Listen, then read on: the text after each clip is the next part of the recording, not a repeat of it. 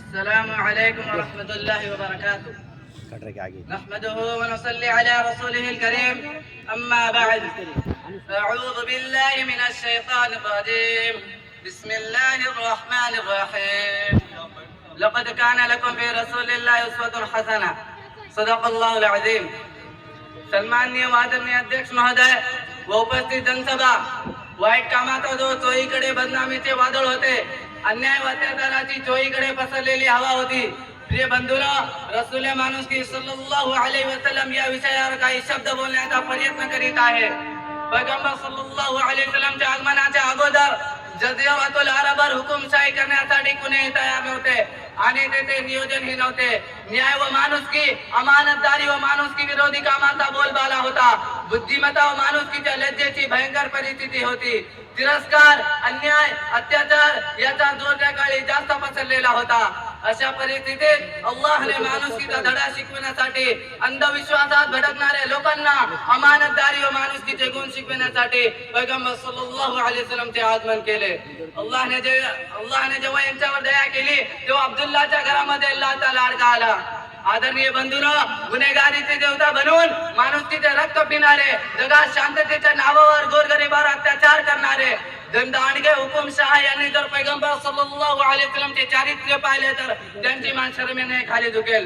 जेव्हा पैगंबर सल्लल्लाहु अलैहि वसल्लमचे या जगात आगमन झाले त्यावेळी जनता माणुसकीला काळीमा फासणारे कार्य करत होती. अशी परिस्थिती पाहून मुहम्मद पैगंबर सल्लल्लाहु अलैहि वसल्लमच्या डोळ्यात अश्रूची धार आली. सतत अन्याय अत्याचार करणाऱ्या लोकांसाठी मक्का व मदिना या पवित्र स्थानावर राहण्याचा काही एक अधिकार नाही. अत्याचाराचा नाश व्हावा अशी प्रार्थना करीत होते. माझ्या प्रिय बंधूंनो, पैगंबर सल्लल्लाहु अलैहि वसल्लमला देशापासून परदेश करणारे शत्रू आरोपी सारखे उभे आहे. काका व सन्माननीय हजरत हमजा रदियल्लाहु अन्हुच्या अंगाचा नाश करणारे हिंदा आपल्या दरबारी क्षमेसाठी हजर झाले. मुद्दतीपासून दूर राहणारे अबू सुफियान माफीचे साक्षीदार बनून आले. दुसरीकडे सहाबा अल-यौम यौमुल मलहमाचा बदला घेण्यासाठी तयार झाले. मला वाटतं जीवतून टाकावं पैगंबर सल्लल्लाहु अलैहि वसल्लमच्या चांगल्या वैशिष्ट्यावर अन्याय करणाऱ्या लोकांना जवळ घेतले. तलवारबाजी करणाऱ्या लोकांना व तलवारीवर चालणाऱ्या लोकांना चांगल्या मार्गाचा आदेश देऊन त्यांना चांगल्या कामे लावले. मृत्यूचे आव्हान देणाऱ्या लोकांना जीवदान देण्याचा आदेश दिला आणि म्हणाले, ला तस्रीब अलैकुमुल यौम इذهبوا فأنتم الطلقاء. आज तुमच्यावर काही कर्ज नाही, तुम्ही स्वतंत्र आहात. अशा अत्याचारीण काळात अन्यायी लोक अन्यायक्रम इब्ने अबू जेल यांना राहण्यासाठी जागा मिळाली. सुमामा बिन उसाल अशा कुणी माणसांना कुणी आश्रय दिला. या माणुसकीच्या काळात माणुसकीचा नाश करणारे, न्यायाची शपथ खाणारे, विष पसरविणाऱ्या बायांना कुणी माफ केले. जे शत्रू त्यांचा खून करून तलवारीची तहान विझविण्यासाठी सतत प्रयत्न करीत होते, अशा लोकांसाठी अल्लाहने पैगंबर सल्लल्लाहु अलैहि वसल्लमच्या मनात दया दिली.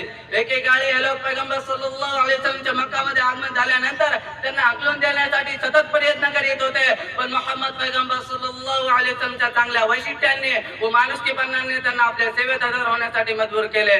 जादू, टोना, अंधविश्वास यांना धडा न शिकविता चांगल्या मार्गी लावण्यासाठी पैगंबराने प्रयत्न केले व त्यांना मार्गावर आणले व मक्का मध्ये राहण्यासाठी जागा दिली. बंधूंनो, हे सत्य आहे. अल्लाहच्या कृपेने माणुसकीचा दिवा लावणारे, त्यांना सर्व प्रकाशाचे किरण दाखवणारे पैगंबर सल्लल्लाहु अलैहि वसल्लमच्या आदेशानंतर अन्याय अत्याचाराचा नाश झाला.